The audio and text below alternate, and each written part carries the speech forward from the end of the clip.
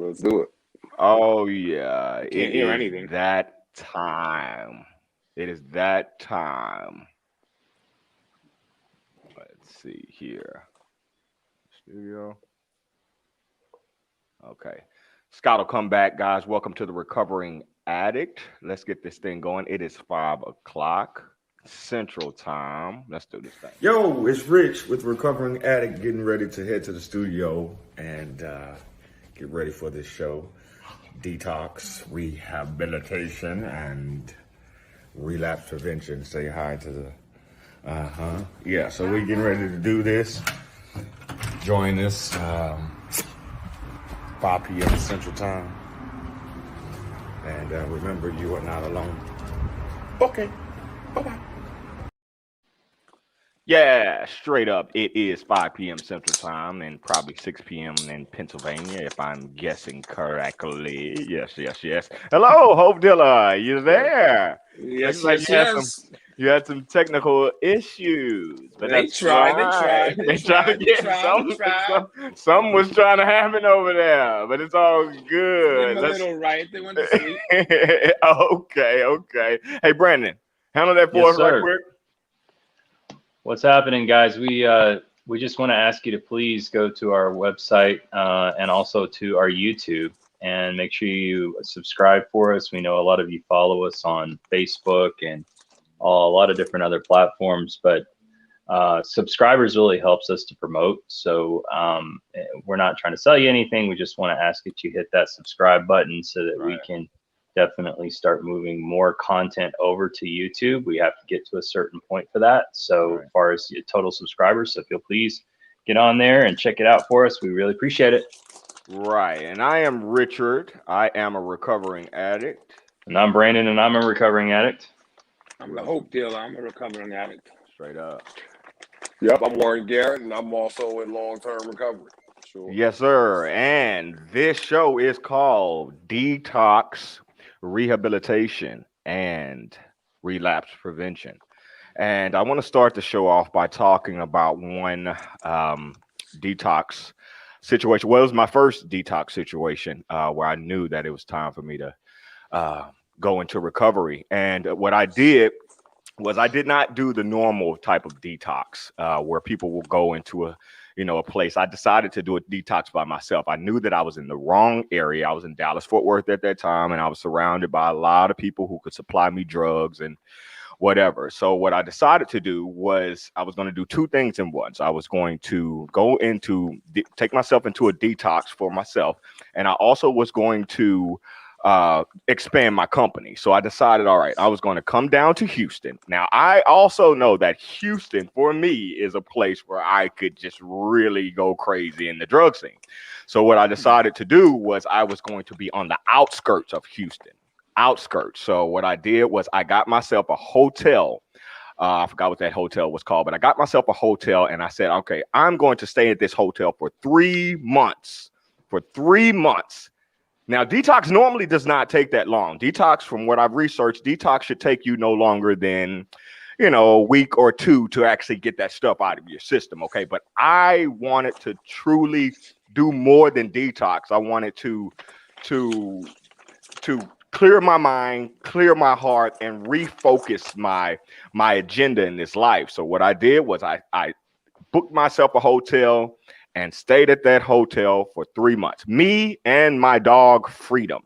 Okay, my dog Freedom. And at that particular time, she was probably about 4 months old. Okay, and that was a very tough experience to have a 4-month-old in a hotel with you for 3 months. But I completed that 3 months. And I was so proud of myself after completing that particular detox. Okay, now after that detox, I relapsed because I did not continue forward with what is called relapse prevention. So this particular show is about detoxing, how important it is to detox, how important it is to rehab yourself, rehab your mind, rehab your body, and then how important it is to go through the steps of what is called relapse prevention. Okay, so What I want to read for you guys today is a book that I was reading during my second detox, and that was in San Antonio. Okay, listen to this. What is detox? Letting the effects of the drug wear off. Repeated exposure to the drug puts the body, especially the brain, under stress. And the body has to adjust to the effects of these drugs to keep going. Eventually, the body gets used to the drugs by resetting itself.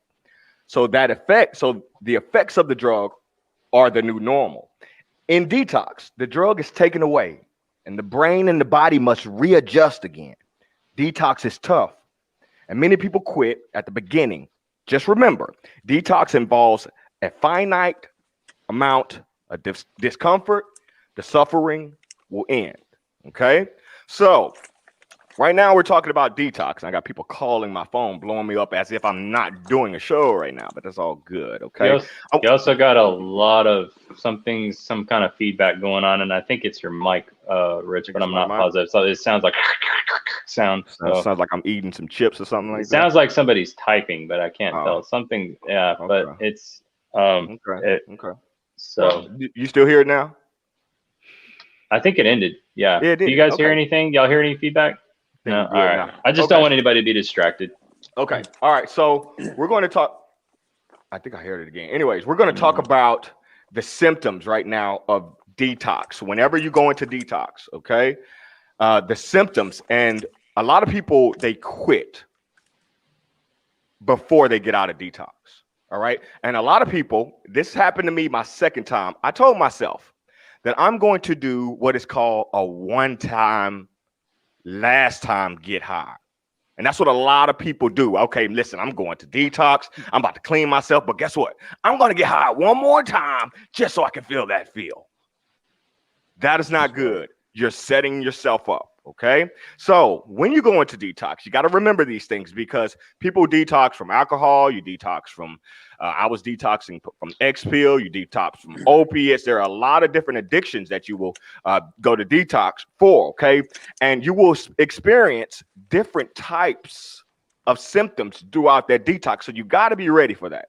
You're going to experience mood swings. You're going to experience anxiety. You're going to experience some of them. You might experience depression. You're going to be agitated, okay? Some people get sick, all right? And it makes them feel like detox is not working for me. You'll feel flu-like symptoms. You'll feel nausea, shaking, headaches. All of this stuff is normal. It is discomfort.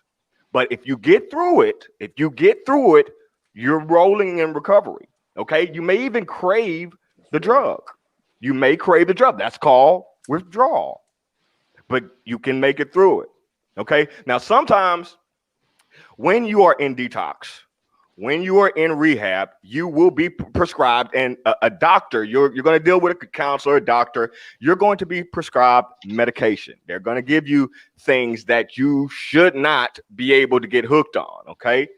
And I suggest, me personally, you listen to that doctor. Some people say, no, I don't want to take medication because I don't want to get hooked on it and stuff like that. But the doctors know what they're doing. Okay, so if they prescribe you some type of medicine to help you with that chemical imbalance, listen to them. Maybe try it.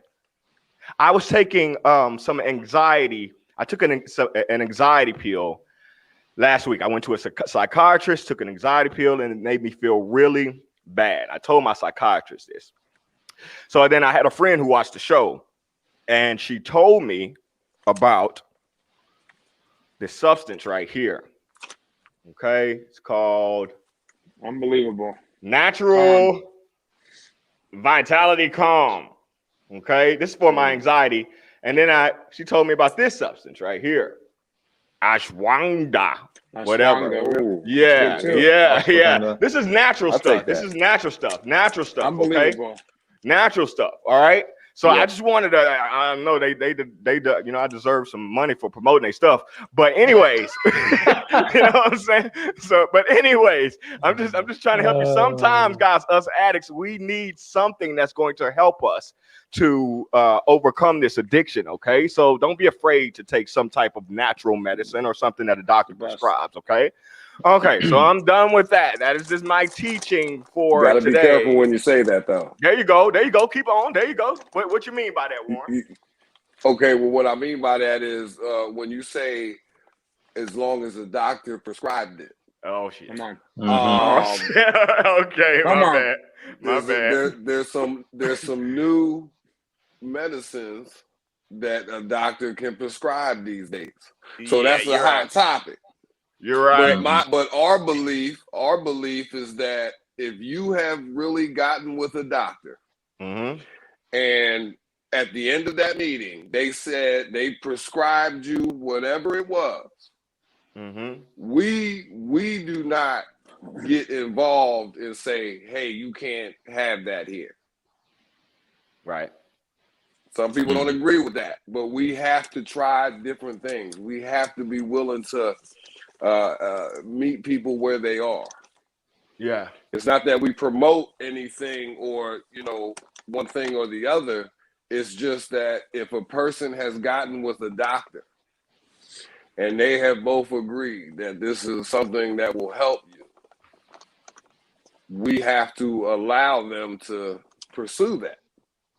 The same debate is being held with the I don't know, I don't like to say it too much, but the vaccine. Yeah. The doctors are saying take it. Yeah. But it's not that simple sometimes. So, I just wanted to throw that in there just because that is a hot topic around the work I would that love we to do talk here. about doctors one day. Mr. Hope Dealer. How you doing over there, Mr. Hope Dealer? I'm doing good. I would love to have a conversation about doctors. Honestly. Yeah, I can see your face turning red about that. Yeah, because they're the real. That's why we're in this situation. Pushers. That's why they're the real pill pushers. I always say that, man. They're not doctors. Trust me. Okay, let's move on before hey, Time out, guys. Everybody needs to check your mics and check what you're touching. Check where your cords are, because I'm not gonna keep going like this. I'm hearing all kinds of static, and we're not. Somebody's mic's off or something. Yeah, I'm hearing it. It's extremely distracting. So I'm so sorry. It's okay. We got to get that right. Okay. Take this out here. Let's see. Okay, so we're going to go into what happens in rehab. Okay, I think it may be my mic. Is it? Was it my mic? I just put my microphone away. Did it get better? Mic check. 1 2 1 2 1 3 1 4. Let me hear that thing. No, it's gone. Maybe it was me, but it's gone back. Okay, gotcha. Go. Cool. All right, perfect. All right, thanks. Okay, what happens in rehab? Okay, every time I talk, it comes back though. Yeah. Let's try to rock it just a little bit. Okay. I personally never ever been to rehab, but you have before, right, Mr. Hope Dealer? Yes. Okay, so a typical day in rehab. Could you break that down for me in the rehab that you went to? Yeah, mine was a little bit different. Woke up, had a plant-based breakfast, then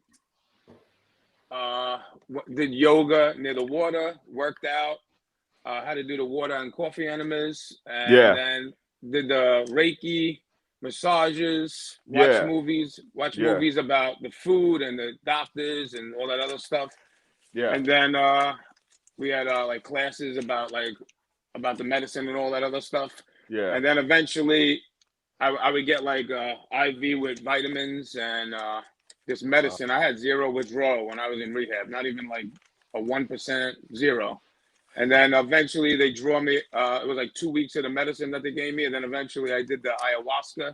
Yeah. Then I did the Ibogaine, but I had zero withdrawal while I was down there. It was a 12-hour procedure of Ibogaine. Ibogaine is illegal. Like I said on the last show, Ibogaine is illegal in America. Nobody really knows about it. Yeah. It's a hallucinogenic 12-hour procedure. It's like an espresso cup. Right. And every 2 hours, they give you a cup, and doctors are everywhere. And after like the third cup, you really get into it. Like, you literally feel like you're flying in outer space. But by the sixth cup, you're out. Like fifth to sixth cup, you're paralyzed, and you wake up and you have no no cravings, no urges. I don't even think about drugs. My craving is going down to Kensington and getting somebody to go to rehab. That's my craving now. Let's stay with this subject. This subject right quick. I was researching something called cognitive behavioral therapy. Cognitive behavioral therapy. Okay, it is one of the most effective methods used in addiction treatment centers. Okay, so it hones in on your behavioral responses to specific triggers. See, I love that trigger word right there. Me too. Because, okay, I'm gonna just keep going. I'm not gonna go on a ramp on that. Once those are identified, the therapist will guide you towards a new, healthier response for your trigger. Okay, and then you got group therapy. So are these things these are things that y'all had in this rehab, right? Group therapy, cognitive behavioral therapy. What about something called family therapy? Did y'all have that? I didn't have any therapy. See, family therapy sounds cool. And I think we're having a show called Family Therapy next week. I guess you bring in the families, almost like everybody sitting around and talking about the actual what the substance did to, not just the family, the friends and stuff like that. That sounds cool. I'm just trying to explain to the audience in regards to rehab and what happens in rehab, what you can expect in rehab. Now, personally, I've never gone, and some of you guys that are listening, you have went to rehab. So if you have gone to rehab, please, type in the comments. Tell us some things that you can that we can share with the audience in regards to rehab, so that some people are afraid, and like when it comes to money. When it comes to the people that they run into, some people are afraid of going to rehab, and it helps. Yeah. Okay, so that's why we're discussing rehab right now. We're trying to just, make it not sound so villainous, if that's the word. Something quick. Go ahead. I think the best thing why some people don't want to go to rehab because they're not desperate and they didn't surrender. I feel like those are the two things that I always tell people when I go to Kensington. I go, how bad do you want it? Are you sick and tired of being sick and tired? Yeah. If so, let me bring you to a rehab. Yeah. Are you surrendering? And I'll once you get out, I'll get you into a sober living house and you can keep in contact with me and I'll show you the way. Yeah. I like that that bad enough.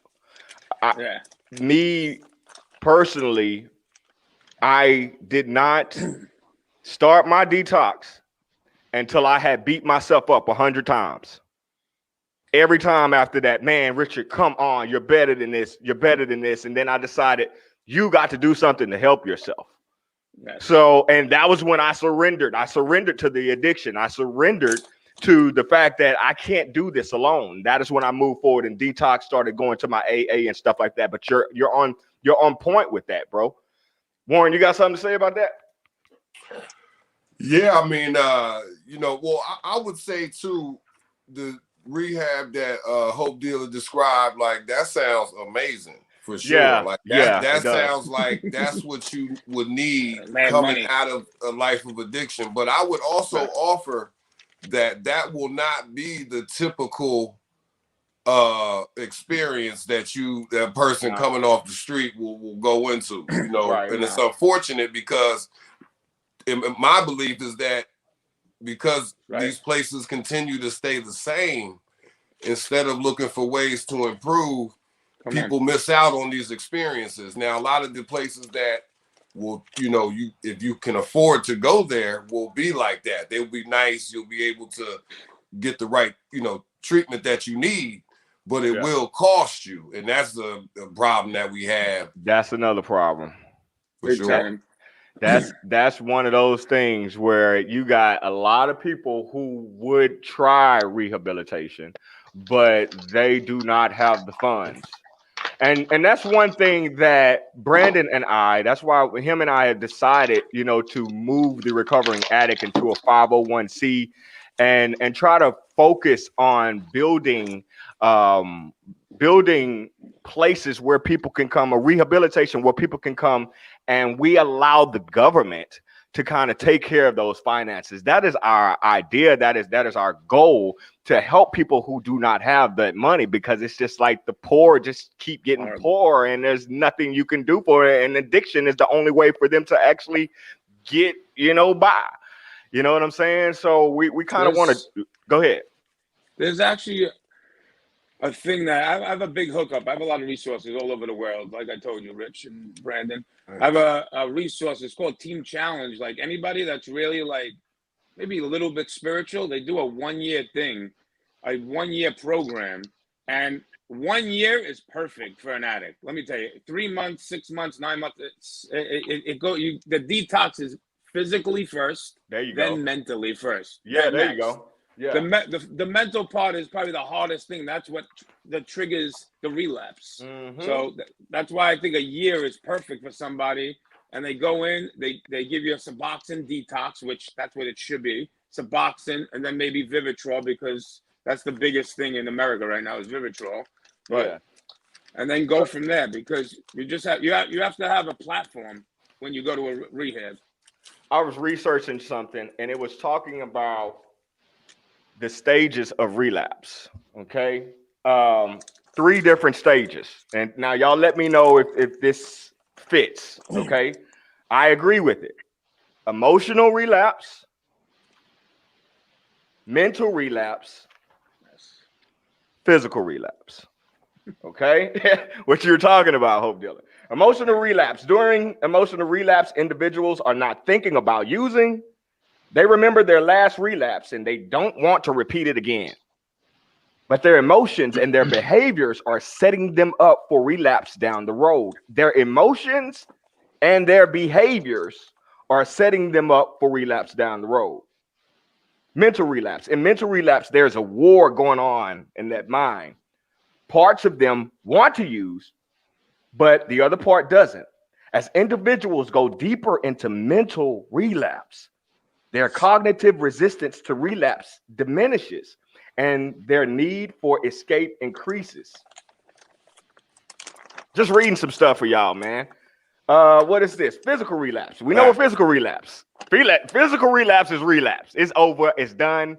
Yeah. I can't deal with the emotions of it. I can't deal with the mental part of it. Bam, it's over. Let's take a break right quick, guys. This is the Recovering Addict. As a matter of fact, since we're talking about relapse, oh my goodness, guys, please stand by for this, because Relapse animation is coming soon. I just finished up with our commercial, and we're going to be launching that commercial after our Thanksgiving episode. That episode is called Family Therapy, and that episode is going to be in Dallas-Fort Worth. Me and my family and the whole team, Brandon Friendship, the whole team, we're going to be with the Ray family. But Relapse, that commercial will be coming on the episode after that. Please be ready for it. Let's get back into this thing. Bye-bye. Okay. Now we're going real quick, but I like it. Go ahead. I did want to say that I did a detox about 2 years ago, 2.5 years ago, for lots of reasons, just from years and years ago of doing stuff, as well as just wanting to cleanse my body out and get a lot of stuff out of my body. And I went through a 7-day water fast, just water. I did a saltwater flush, and then I just did full, complete, nothing but water. I lost like 22 pounds in 7 days. Wow. And yeah, it was pretty intense, but I'll tell you, that literally felt like somebody had scrubbed the inside of my veins. I mean, it was amazing. It was probably one of the most amazing things ever, and I spent a lot of time, I mean, Scott, you probably have gone through something similar to this, but just a lot of spiritual reflection, a lot of praying, a lot of getting in the word, things like that. That was my side of what I did. And I basically just said, okay, cleaning my mind, I'm cleaning my body, I'm cleaning everything. I'm just going to go through a complete, full, total clean out. And sometimes I get weeks where I'm just like, maybe I need to go back and do that again. But I will say this, if you ever decide to do something like that, it's extremely draining. You have got to sleep a lot, especially in the first couple days, because your body's going to get to that shutdown point where you feel like you can't move, and your body's telling you to sleep.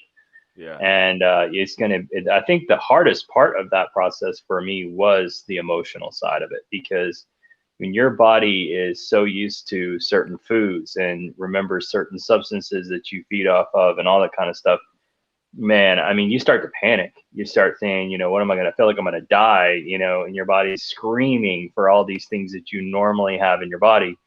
But what it is it's no longer able to grab on to the free radicals, all those toxins, and it's flushing everything out, and your body's going through that withdrawal.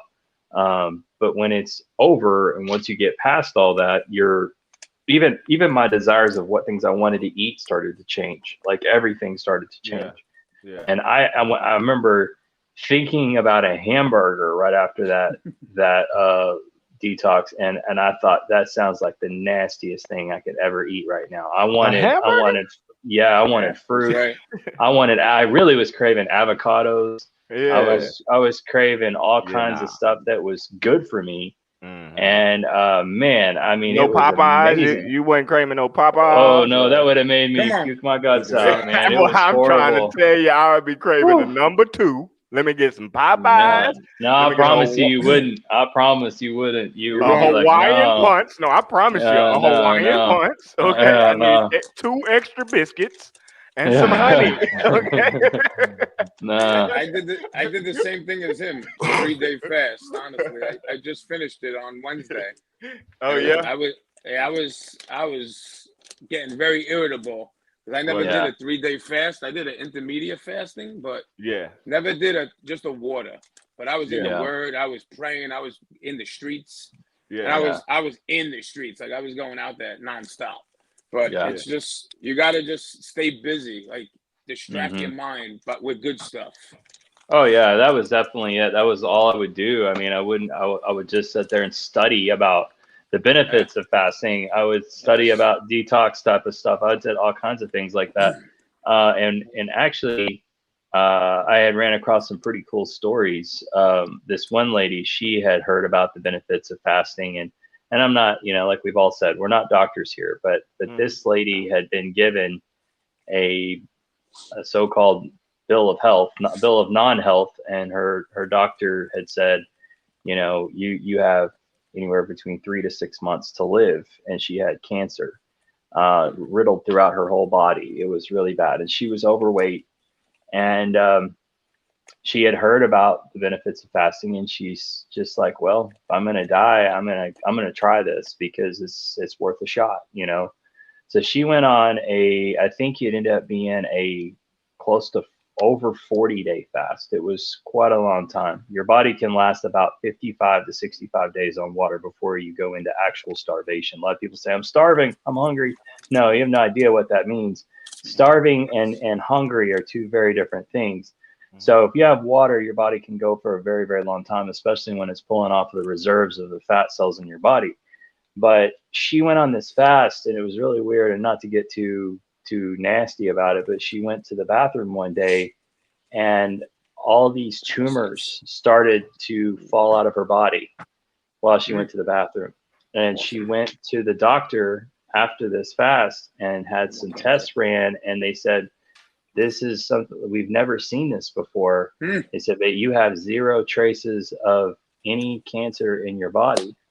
And it's pretty insane to think about that. But what it really is, the science behind it is simply this: is cancer is simply a cell that does not understand how to differentiate anymore. It's a cell in your body that doesn't know what it is. It's like we have skin cells. So cells operate as a skin cell.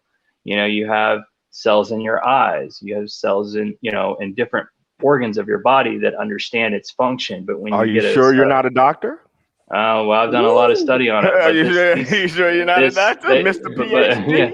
You are spitting facts over there. But this degree, come on. But so basically, these cells, when they don't know what they're doing anymore, they just continue to replicate. They're a rogue mutant cell.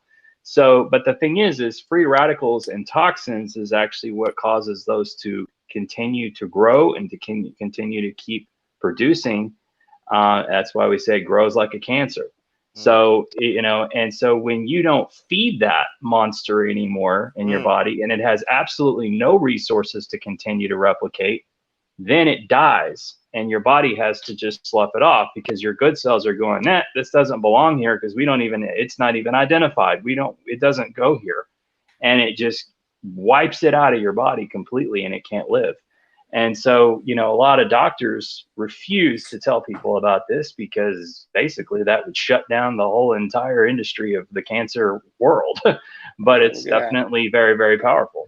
And we not claiming to be, but Brandon is the only one claiming to be a doctor. I'm not claiming to be a doctor at all. And if you are a doctor watching this, please don't sue the hell out of us. We want to put a disclaimer up there for you right now. Oh man, I'm just telling a story. I'm not telling you what to do, but I'm telling you a story. All right, so relapse prevention. Okay, I'm gonna read one more thing, and then we're gonna talk about some things to help you not relapse. All right, there is a danger when rehab is over. Dun, dun, dun, dun. And the person is enjoying the relief. Things will feel so different and so much better than. No, I'm sorry. Let me start that sentence over. Things will feel so different and so much better that the person may fall into the trap of thinking that things will remain better from now on. I thought about that during my detox. After I was like, I got this. I got it. I'm good. They may fool themselves into thinking the hard work is over when it has just begun. In order to stay off drugs, the person must focus on building a new life immediately. That's good stuff right there. That's good stuff right there. Real good. Things to help you not relapse. Okay? Changing your surrounding. Bam! Let me stop right there. Come on. My thing right there. Changing your surrounding. Mm-hmm. You got to get out of the area that you're in. I was reading this book, and the dude, he told a story about a guy that was in rehab, and he was in rehab for about 2 months. Did great. Was in a different city.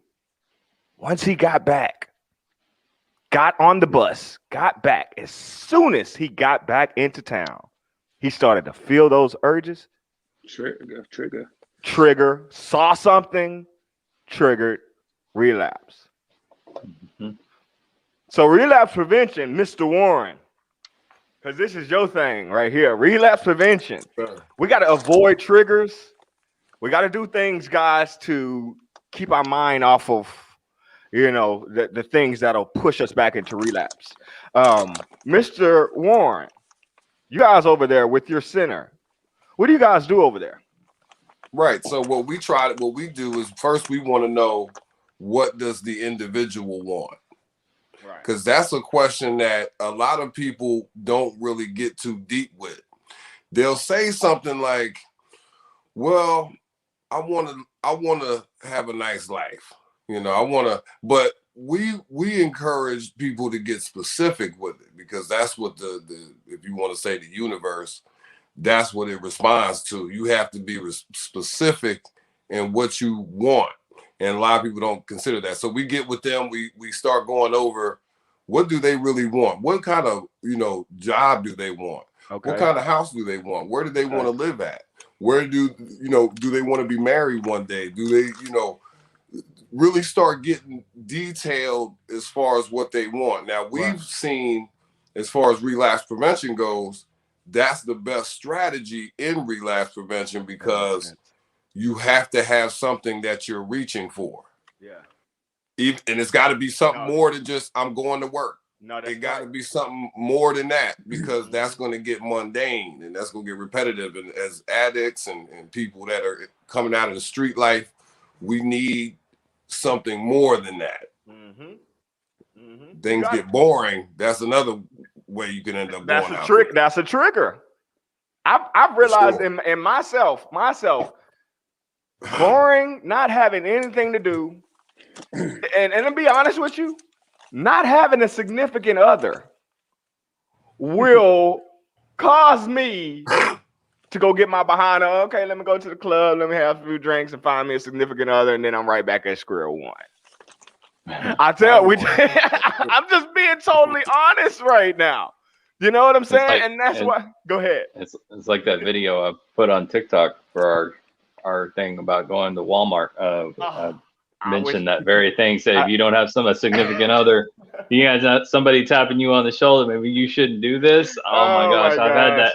It's the truth. I mean, you get into that place where somebody is checking you on what you're doing. Because man, if there's no, if it's all on you to manage things, you have no accountability besides what you place on yourself. You know, and that's not to say that we have to be in a relationship, but boy, it does make it easier, especially if you got a partner that is really behind your recovery process, you know, and it may not even be drug related. Like I was saying in the video for TikTok, I was saying, you know, for me, my addiction is spending money in the wrong places, going and spending too much of money on stuff, you know, just the fact that no one's tapping me on the shoulder saying, maybe you shouldn't do that, you know, and there's so many versions of addiction, you know, and then on top of that, if you have any kind of old addictions that have hung on to you for a long time, it's amazing how much we cope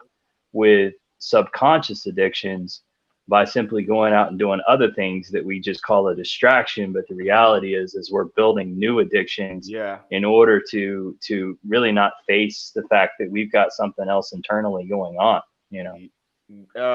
Can I say something quick?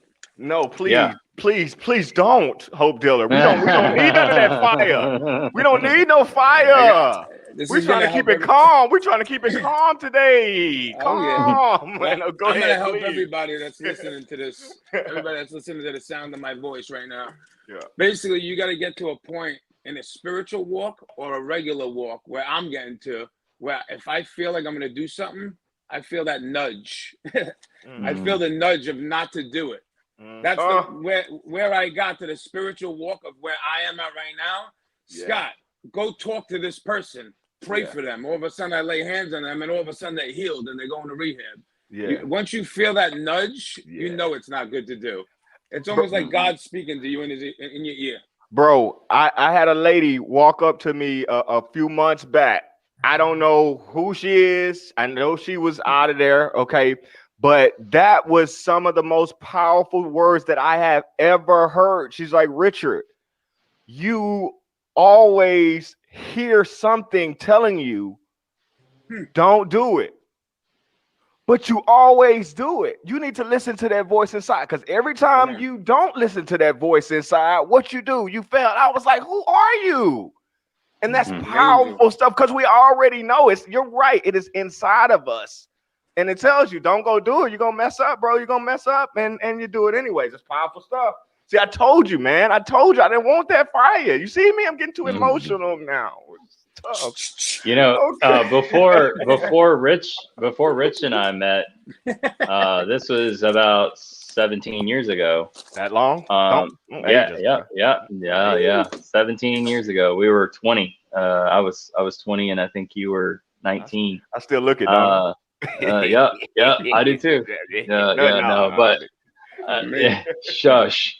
But I was supposed to go into Teen Challenge, and I didn't end up going. I had a really major encounter with God where I was completely delivered very, very quickly. But yeah, I was on my way. And Steve Hill, big time pastor, he's passed away from cancer, but he was our pastor, and he actually was a Teen Challenge member years and years and years ago. David Wilkerson. And he was under David Wilkerson's tutelage, from my understanding. My pastor too. Him and Nikki Cruz and Shambach. Nikki Cruz. If I might just add real quick, you guys had touched on the relationship thing. I just wanted to throw in there real quick that you definitely want to be careful in that arena as well. Oh, man. Because come on, man. Especially early on, I would be careful because you think you in love. But see, what happens is it's good when it's going great. But are you strong enough to deal with disappointment? Are we talking about Teen Challenge, or are we talking about relationships? No, we talking about relationships. He switched it up on us, and I love it. I love it. Yeah, I had one of those. Put that in I there had real one of quick. those be careful moments from that church and man. from some people there. Trust me. Yeah. Man, All the way, let me people tell you can something. hurt you to the quick and make you go about and do more bad stuff, get you more and deep into saying, I gotta drown this out. Oh So, my yeah, goodness. you're right. Talk about crying. Yeah, I know. Yeah, in your early like of the heart. In your early That's right. days of recovery, I'm just gonna say it may not be the best thing to go jump into a relationship, especially if that person is drinking and doing things that, you know what I'm saying, that you're trying to get away from. It's just not. You gotta listen to that voice inside, or just listen to their mouth, and they're gonna definitely let you know that you do not need to be around that particular person. That's just the recovering addict one-on-one. All right, relationships are not always bad, but not always good either. Yeah. Okay, all right, that was good. Please, that was a great point. Great point. All right. Yeah. We closing down towards the end. We got a lot of stuff that we covered right now. Let's see. Pause for another commercial break. Mr. Brandon, can you hit him up? Yes, sir. Yes, sir. Yeah, okay, what's hit him. up? Bam. Guys, we need to definitely get you on YouTube with us. We have so many different platforms. We're on TikTok, we're on Facebook, we're on the web, we are on YouTube, but we really need your subscribing on our channel, please. We're going to move a lot of new content over to YouTube, so we just want to get to that place where we are able to actually physically do so, and we need to get to a certain amount of subscribers for that. So if you can get us on there and get us on the map and help us with that, we are about halfway there for our goal. We want to get about another 600 or 700 people on there. We did check our following recently on analytics, and we're up to 16,000. So we really do appreciate you guys for that. So very happy about that. So our goal our goal by the end, I would say, of 2022 is to be well over 1 million followers. So we certainly thank you for helping us get to where we are today. So what? Hold on, you said 1 million? I didn't catch that tonight. You said 1 million followers? Oh yeah, before the end of 2022. Worthy goal. Boy, you want me to speak that? He said a worthy goal. Do you want me to speak that into existence, guys? Go ahead, please. Do it now. We'll take the affirmation. We'll take it. We're gonna speak it right now into existence. Come on now, Hope Dylan. That's right. Let's do it. We're gonna speak it. Everybody, just close your eyes. 1 million. 1 million. Podcast close to 1 million. I speak it into existence in the name of Jesus right now. That's right. Oh my goodness. Amen. Hey man, listen, our views just went up when you did that. Come on, we need one of those. We need one of those RPM graphics where we can see it go up. That's what I want to see. Oh my goodness. Okay, all right, let's end this. Let's get close to the end. We'll let I got some things for Mr. Scott, and then we'll let Mr. Warren end this thing for us and let us know what he's got going on. Scott, man, you've been out there in those streets, right? Yes, sir. You have been out there in those streets, bro, and I have got some pictures that have proven, man, you are in Kensington, right? It's at the Needle Park right there. Needle Park. I saw a video of this place a week ago, and it is bad. Warren, you would know, huh? Yeah, I got some footage over there for sure. Is bad. Look at this on the street. It is bad. For sure. It's bad out there, man. It's really, this is the streets right there. This is bad. Horrible. And you told me, man, for a war zone. You told me, Scott. You said, man, the things are getting. Is it getting cleaned up or what? Let me tell you something. About 3 months ago, me and my friend Arthur, he comes all the way from Brooklyn because he loves what I do. Yeah. And we go down there with the devils down there, maybe 10 to 6 in the morning, because that's when I like to be out there. That's when it's real bad. Yeah. And I just say, I always say, saturate this place with your presence. Literally, I want to see everything get cleaned up. And 12, 13 people went to rehab. None of them went back to Kensington. Man. Not one. I always keep in touch with all of them. They went to Baltimore, back to their families. Another one's in Jersey. Another one, how about this? I drove a kid in Uber, and I was like, I prayed for him. I said, you're going to do big things. And I want you to go to Team Challenge. We had a big party for my pastor.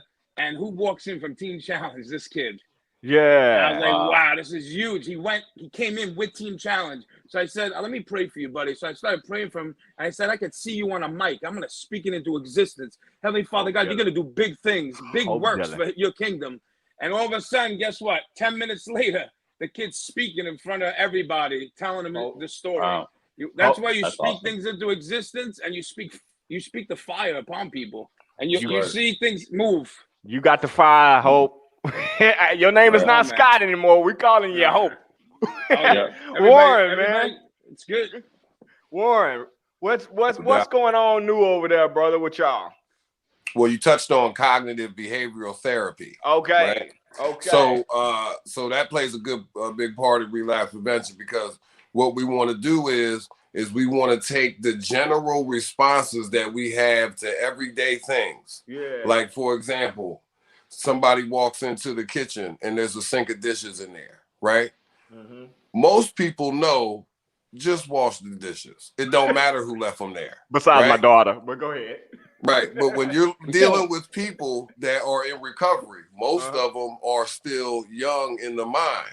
Yeah. So they need to be reminded of these things. So they go into the kitchen, they'll walk out and leave. They don't see it. Just as a child would do. Right. So we work with them on those type of things, just the basic things that, a person would do. When, even just keeping your room tight. Right. Getting into that repetition of, I gotta take care of this. I gotta, and then we combine that with, what do you want down the line? So you understand that in order to get down the line, you need to take care of the immediate. So you're going to work, you're doing these things, but you are focused on, I want to live here one day. I want to be a good husband one day. I want to be back in my kids' life one day. That's what you're looking at. Yeah. But in your immediate surroundings, you have to start taking care of things different. If nothing changes, nothing changes. That's what they would say in 12-step type of situations. So every aspect of life, there has to be some type of change there, And so we try to catch things early by, monitoring these small things, because that's where you'll see the where you say emotional relapse and things like that. Right. You'll see that first there when somebody comes and says, "Hey," this is just an example, but somebody comes and says, "Hey, I can't pay this week. I'm gonna get you next week." Yeah. We immediately know there's an issue there, because when you have a person that's been working for a few months and they've been doing the right thing, they should have some savings there. Yeah. So when they come and say, "Hey, I got nothing left," oh man, we know there's a problem. Oh man, right? Yeah. So those are the ways that we look at it, rather than just saying, "Here's a urinalysis cup." Yeah. Here's a urinalysis cup, because at that point, that only let you know if there has been physical relapse. Yeah. You want to catch it before that. If you could catch it before that in the behavioral part, which that's where the cognitive behavioral, because you're reacting to different things even internally. As you see something, you learn to respond differently to it. Even at first, you have to force yourself to do it. Okay, I know I don't want to do this, but I got to do this. And eventually it becomes easier and easier to do. And your brain changes, your focus changes. And to us, that has been shown to be a good strategy in dealing with relapse and relapse prevention. So we always want to have different strategies for different situations, So we have ebooks available on our website on www.godschosen1s.org. We have plenty of ebooks there that will detail strategies in certain situations. If you lost your job, what are you going to do? You got to have something in place ready to go for that. If suddenly you start feeling the urge to really use, because that's coming. We have to be realistic in that you can't avoid triggers. You have to know how. You have to have strategies for when you run into them. You're going to run into them. Yeah. The world's not gonna hide itself from you. Right. So you gonna live in a neighborhood where it might be people using. Mm-hmm. You gonna work at a job where they talking about we going out tonight. Yeah. You have to be focused on, you know, something more than that down the line that's gonna keep you focused. So that's what we try to do over here in the y'all preparing people. You're preparing people. That's it right there. Go ahead, man. So when you were saying the signs of not being able to pay your bills, that means I got a lot of creditors that think I am about to get strung out. Let me tell you that right now, because they're like, man, this guy's about to go get high because they ain't getting paid. And they're like, he's got problems. you were waiting on that one, huh, Brandon? I was sitting there, I was doing self-evaluation, and I'm like, do I have a problem still? Because man, there's a lot of people ain't getting paid right now. This is not good. Oh my gosh, that's not, man. That's not even funny, dog. I don't even know what you're saying. I feel like DL Hughley. When can we expect payment? Well, you can expect payment anytime you like. We'll be surprised together. Where's my money? Where's my money? Yeah, really seriously. Okay, that is the Recovering Addict show right there, guys. Thank you so much for watching. Thank you so much for watching. This is Detox, Rehab, and Relapse Prevention with Hope, Dilla, Warren, Garrett, Brandon, and your boy, Rich Ray. Thank you guys so much for watching. Subscribe to our YouTube channel. You can find us on www.therecoveringaddict.life and a lot more, guys. Thank you so much. Have a good weekend. Go Cowboys. And did I just say go Cowboys? Did I just say go Cowboys? Knock it off. Yeah. I don't even get on that train, and I live in Dallas. Have a good weekend, guys. Thank y'all so much. All right,